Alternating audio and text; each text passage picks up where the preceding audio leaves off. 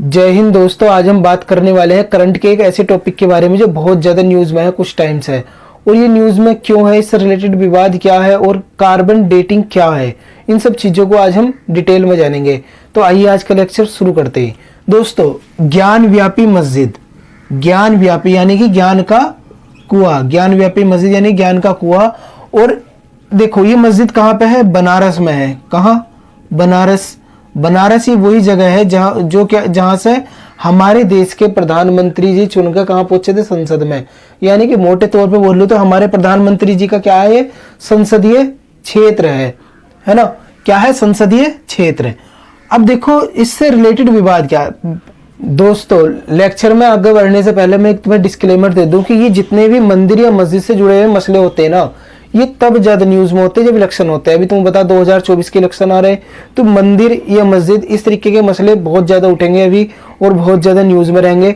तुम उससे सुनकर ज्यादा हाइपर मत होना। कभी उसे पढ़ के ये सोचो यार यहाँ पे तो मंदिर होना चाहिए था, यहाँ पे मस्जिद होना चाहिए था। ये मंदिर है या मस्जिद है, ये सारा फैसला कौन करेगा? सुप्रीम कोर्ट में। अभी तो हाई कोर्ट में है मसला, ये सुप्रीम कोर्ट में पहुंचा है, सुप्रीम कोर्ट अपने आप देख लेगा। इसमें हमें ज्यादा क्या दिक्कत वाली बात है ना। तो कोई हिंदू ये नहीं चाहता कोई मस्जिद टूटे, कोई मुसलमान ये नहीं चाहता किसी हिंदू का मंदिर टूटे। तो इन सब चीजों से तुम दूर रहा करो। ये बस इलेक्शन के टाइम पे ये नेताओं के लुभाने के मुद्दे होते, वरना तो तुम देखो बहुत सारे मंदिर ऐसे जिन्हें तोड़ के गिरजाघर मतलब चर्च बनाया गया, वो मुद्दे कभी नहीं आते न्यूज में, क्योंकि उन मुद्दों को उठाने से इलेक्शन में उन्हें वोट, नेताओं को वोट नहीं मिलने वाले, तो उन मुद्दों को वे छेड़ते भी नहीं है। दो ही मुद्दे हिंदू मुस्लिम वाला हमारे यहाँ पे फंडा चलता है। इन्हें बस कैसे ना कैसे करके जनता को भड़का के वो वोट लेने की कोशिश करते हैं। जब वो इलेक्शन जीत जाते हैं फिर तो उनसे फिर तो बात करने को तैयार नहीं। अभी तो वो इतना आके हिमायती बनेंगे कि हम मंदिर बनवा देंगे, मस्जिद बनवा देंगे। लेकिन इन चीजों से दूर रहा करो। तुम स्टूडेंट हो और स्टूडेंट जो है उसे सब हकीकत पता होता है, क्योंकि उन्होंने पॉलिटी पढ़ी हुई, उसने इतिहास पढ़ा हुआ कि नेताओं का इतिहास क्या। भाई साहब, इन नेताओं का बस चले ना तो ये पूरे देश को बेच दे, है ना। तो इन मसलों को सुनकर मंदिर मस्जिद जैसे वालों को इन्हें हाइपर मत हुआ करो। सुप्रीम कोर्ट है तो हमारे जो मौलिक अधिकार दिए हुए हैं वो किस में दिए गए? पार्ट 3 में संविधान के 12 से लेकर 35 तक, उनमें ही है 25 से लेकर 28 तक। ये 3 अधिकार दिए गए, 25 से 28 तक है।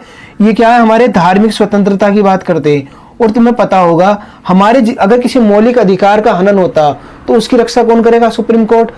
तो भाई साहब, तो सुप्रीम कोर्ट में जान है ना। ये तो है नहीं कि ये नेता कुछ भी करके मतलब अपनी मनमानी करेंगे। अगर हमारी धार्मिक स्वतंत्रता का हनन होता, हमारी फ्रीडम ऑफ रिलीजन का अगर हम कुछ भी हनन होता तो उसे कौन देखेगा? सुप्रीम कोर्ट देखेगा। तो इन्हें ज्यादा सुनकर बिल्कुल भी टेंशन नहीं लेनी। तो ज्ञान व्यापी मस्जिद बनारस में होगी। दरअसल हुआ क्या, 1991 में अयोध्या वाला मसला तुमने सुना होगा, उसी टाइम पे ज्ञान व्यापी मस्जिद वाला मसला भी उठा था। लेकिन ज्ञान व्यापी मस्जिद वाला मसला पहुंचा डिस्ट्रिक्ट कोर्ट में। तो उस समय पे डिस्ट्रिक्ट कोर्ट ने इस पे 20 साल तक के लिए प्रतिबंध लगा दिया कि 20 साल तक इस पर कोई सुनवाई नहीं होने वाली, है ना। उसके बाद अब इस पर फिर से बहस होने लगी, इलेक्शन मतलब गहमा गहमी होने लगी।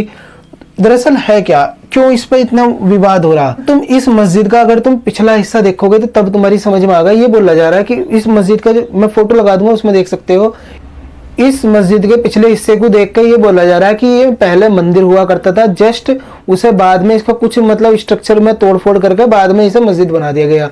यानी कि इसका मस्जिद का पिछला हिस्सा जो है उसमें पिलर लगे हुए हैं, है ना, स्तंभ लगे हुए हैं जैसे मंदिरों में लगे होते हैं। ये बोला जा रहा है कि जो औरंगजेब था उसने तोड़ा इसे, है ना, इसे तोड़ा और बाद में वो थोड़ा सा इसमें चेंज करके गुम्बद ऊपर रख दी और ये मस्जिद बन गई, है ना। तो इस तरीके से ये बात विवाद में आ रही। अभी ये नहीं पता कि ये रियलिटी है या ये झूठ है, अभी इसमें कोई सच्चाई का नहीं पता। अभी जांच इसमें चल रही। तो अभी हुआ क्या, recently archaeological survey of India, जिसे भारतीय सर्वेक्षण विभाग बोलते हैं, उसने यहाँ पे जाकर खोजबीन करी, है ना, खोजबीन करी, कोई दिक्कत नहीं आ रही उन्हें। तुमने वजू का नाम सुना होगा, है ना। जो नमाज पढ़ने वाले होते हैं वो नमाज पढ़ने से पहले वजू करते हैं। वजू मतलब जैसे हिंदू धर्म में नहाते धोते हो पूजा पाठ करने से पहले, उसी तरीके से वे वजू करते हैं। तो जहाँ पे वजू करते थे मस्जिद के अंदर, वहाँ आर्कियोलॉजिकल सर्वे ऑफ इंडिया को एक स्ट्रक्चर मिला। तो हिंदू लोग तो उसे ये बोल रहे हैं कि ये शिवलिंग है और मुस्लिम ये बोल रहे हैं कि फाउंटेन है, यानी कि फुआरा है। तो इस बात को लेकर गहमा गहमी हुई, मतलब मामला तुल पकड़ा, विवाद उठा और ये कहाँ पहुंचा? हाई कोर्ट में। अब हाई कोर्ट उत्तर प्रदेश का मैंने बताया बनारस है। बनारस कहाँ है? उत्तर प्रदेश में। उत्तर प्रदेश का हाई कोर्ट कहाँ? इलाहाबाद, जिसे प्रयागराज बोलते हैं। तो जो हाई कोर्ट है उसने ये बोला, उत्तर प्रदेश के हाई कोर्ट ने, कि तुम बताओ, मतलब जब ये विवाद बढ़ा बहुत ज्यादा है हिंदू मुस्लिम पक्ष के बीच में, तो हाई कोर्ट ने ये बोला बताओ तुम लड़ क्यों रहे हो, क्या क्या दिक्कत आ गई, तुम इतने मतलब क्यों विवाद कर रहे हो जी। ये जो स्ट्रक्चर मिला ना, ये है ना, ये जो स्ट्रक्चर मिला ये शिवलिंग है। दूसरे बोलने लगे नहीं जी ये फाउंटेन है ना। तो इस बात को लेकर हम लड़ रहे हैं। तो हाई कोर्ट ने बोला देखो तुम लड़ो मत, इसकी हम कार्बन डेटिंग करा लेते हैं। कार्बन डेटिंग, असल लेक्चर हमारे यहीं से शुरू होने वाला है आज की कार्बन डेटिंग है क्या, है ना। तो कार्बन डेटिंग से पता चल जाएगा कि ये स्ट्रक्चर शिवलिंग है या फाउंटेन है, क्या है, इससे पता चल जाएगा क्या दिक्कत आ रही। अगर ये स्ट्रक्चर हुआ लगभग 1639 के आसपास का, है ना, इस टाइम का हुआ ये, तब तो ये ज्ञानव्यापी एक मस्जिद है, ये बोला जा रहा, मतलब ये कयास लगाया जा रहा, मैं अपनी तरफ से नहीं बोल रहा, ये बोला जा रहा कि ये जो स्ट्रक्चर मिला है, अगर ये इस टाइम का हुआ तो क्या होगा, ये एक ज्ञानव्यापी एक मस्जिद है। और अगर ये इससे भी पुराना हुआ, सन 1600, ये समझ लो 1639 इससे पहले का हुआ, लगभग 1200 या सन 1400 का हुआ, तो ये फिर क्या है, एक मंदिर था, इसे तोड़कर एक मस्जिद बनाया गया, ये इनके द्वारा बोला जा रहा। तो अभी जो होगा, मैंने तुम्हें बताया, कोई हिंदू ये नहीं चाहता कि मस्जिद टूटे, कोई मुसलमान ये नहीं चाहता किसी मंदिर को तोड़कर हम मस्जिद बनाए। तो इन सब चीजों से तुम दूर रहो बस।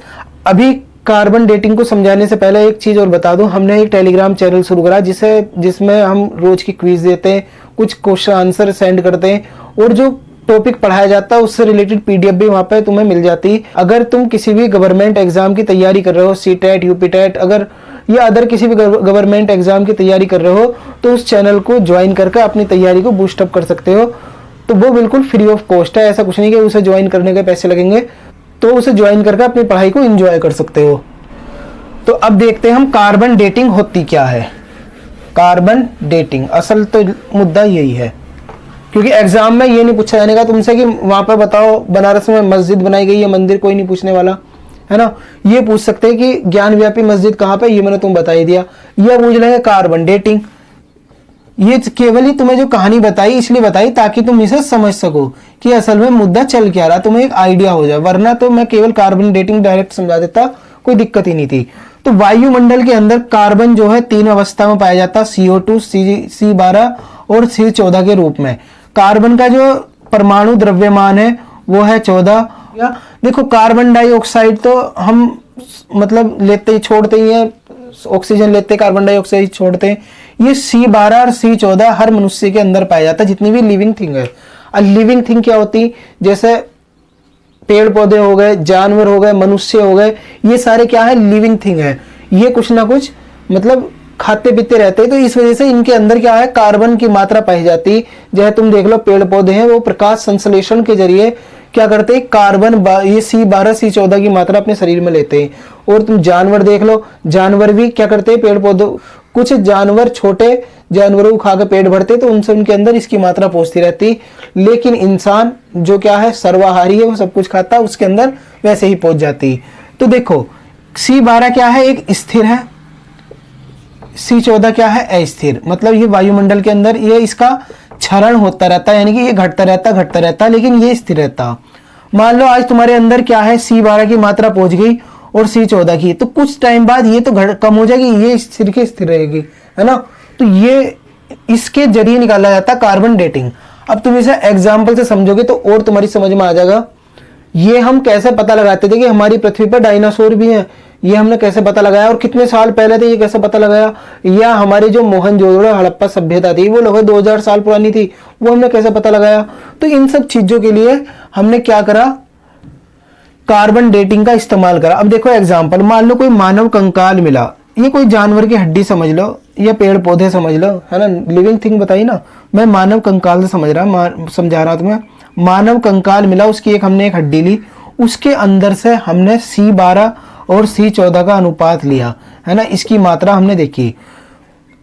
अगर समझने की कोशिश करियो, अगर C12 के मुकाबले C14 की जो मात्रा है वो बिल्कुल आधी हो गई, मान लो उस कंकाल में C12 की मात्रा कितनी, 2 थी, और C14 की मात्रा कितनी थी, 1 थी। ये इसे ऐसा समझ लो, इसकी मात्रा कितनी होगी, 4, इसी कितनी थी, 2। ये देख रहा आधी हो गई इसके मुकाबले।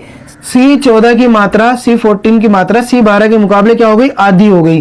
तो इससे हम अंदाजा लगा सकते हैं कि ये कंकाल लगभग 5730 साल पुराना, यानी कि 5730 साल पुराना, ये मैंने एकदम कैसा कह दिया 5730 साल पुराना, है ना। तो ये तुम सोच रहे होंगे ना, दरअसल ये बोला जाता कि कार्बन 14 की मात्रा क्या है, लगभग 5730 साल में अपनी मात्रा की आधी हो जाती। समझ रहे हो तुम, जितनी भी है अपनी मात्रा की आधी हो जाती ये कार्बन 14। ये लगभग मैंने तुम बताया ना कि क्षरण होता रहता है, घटती रहती घटती रहती घटती रहती, ये स्थिर रहती। तो मान लो ये 4 है इसकी मात्रा शरीर में, हड्डी में, इसकी मात्रा 2 हो गई, आधी हो गई ना। मैं एग्जाम्पल से समझा रहा हूँ, ये मत समझो 4 2 ये क्या आ गया, केवल समझा रहा हूं कि अनुपात लेके इस तरीके से देखते हैं हम। इसकी मात्रा आधी हो गई तो इसके आधार पर निकालेंगे कि भाई साहब ये कंकाल क्या है, लगभग 5730 साल पुराना है। और अगर मान लो ये क्या है 6 है और ये 4 हो गई, इस आधार पे इसका अनुपात के हिसाब से निकाल लेंगे ये कितने साल पुराना कंकाल है ना। मान लो C12 की मात्रा 6 और C14 की 4 हो गई, तो इस आधार पर हम निकालते हैं क्या कि ये कितने साल पुराना स्ट्रक्चर है या कंकाल है, या जो भी तुम्हें मतलब जिसकी भी कार्बन डेटिंग करनी है वो क्या है। जो स्ट्रक्चर वहां से मिला उसकी कार्बन डेटिंग नहीं करी जा सकती। अब देखो क्यों। दरअसल जो स्ट्रक्चर वहां से हमें मिला वो अगर मान लो शिवलिंग हो, अगर हिंदू धर्म की तुम परंपरा को मानो तो अगर किसी मूर्ति, कोई मूर्ति अगर खंडित हो जाती तो उसे तुम ना तो मंदिर में रख सकते ना ही पूजा घर में रख सकते। अब अगर तुम्हें कार्बन डेटिंग लेनी, कार्बन डेटिंग करनी तो कुछ हिस्सा तो उसके अंदर से लेना पड़ेगा, और अगर तुम वो हिस्सा लोगे तो क्या होगा, कार्बन डेटिंग के लिए अगर तुम उसमें से कुछ लोगे तो वो क्या हो जाएगी, मूर्ति खंडित हो जाएगी। और अगर वो खंडित होगी तो वो फिर ना ही तो पूजा घर, ना तो उस मंदिर में रखी जाएगी किसी और में, ना ही फिर वो पूजा घर में रखी जा सकती। मैं ये बता रहा हूं अगर वो स्ट्रक्चर शिवलिंग हुआ तो, वरना तो अगर फाउंटेन हुआ तो कोई दिक्कत ही नहीं है। तो मैं तुम्हें केवल ये बता रहा हूं। और दूसरी बात, एक चीज और मैंने तुम बताई अभी, कार्बन डेटिंग विधि क्या है, केवल जीवित प्राणी के लिए, यानी कि पेड़ पौधे जानवर इनके लिए। अब पत्थर क्या है, ये तो निर्जीव है ना, तो इनके लिए जैसे पत्थर हो गया, पत्थरों के आधार पर हम कैसे पता लगाते हैं कि कोई चीज इतने साल पुरानी है ना। दोस्तों कार्बन डेटिंग जो विधि है ये लगभग 40,000 से 50,000 साल पुरानी अगर कोई चीज है उस पर काम नहीं करती, क्योंकि इतने टाइम तक शरीर जो भी स्ट्रक्चर है उसके अंदर से जो भी मतलब कंकाल या हड्डी जो भी तुम्हें मिला उसके अंदर से कार्बन की मात्रा बिल्कुल खत्म हो जाएगी। तो इससे पुरानी कोई चीज है उस पर कार्बन डेटिंग विधि काम नहीं कर सकती। 1940 में विलार्ड लिब्बी के द्वारा इस कार्बन डेटिंग विधि की शुरुआत करी गई थी, या बोल लो इनके जनक ये बोला जाते हैं विलार्ड लिब्बी। और देखो अभी मैंने तुम्हें बताया कि केवल लिविंग थिंग के लिए क्या है, तुम क्या कर सकते हो, कार्बन डेटिंग विधि का इस्तेमाल कर सकते हो। लेकिन किसी पत्थर को देखकर तुम कैसे पता लगा सकते हो कि ये इतने साल पुराना। अब ये मैंने तुम्हें बताया ना, मंदिर में जो स्ट्रक्चर मिली वो कोई पेड़ पौधा तो नहीं है, हड्डी भी नहीं है, कोई मतलब कंकाल भी नहीं है, कुछ भी नहीं है। तो उस स्ट्रक्चर है तुम कैसे पता लगा सकते हो कितने साल पुराना। तो दरअसल उसमें कार्बन डेटिंग का इस्तेमाल नहीं कराया था, उसमें केवल 3 विधि है, देखो अलग से, यूरेनियम थोरियम विधि, uranium thorium dating, uranium thorium dating, जैसे कार्बन डेटिंग है इसके अंदर यूरेनियम थोरियम डेटिंग। दूसरा है पोटेशियम, पोटेशियम या potassium argon dating, potassium argon dating. और तीसरा है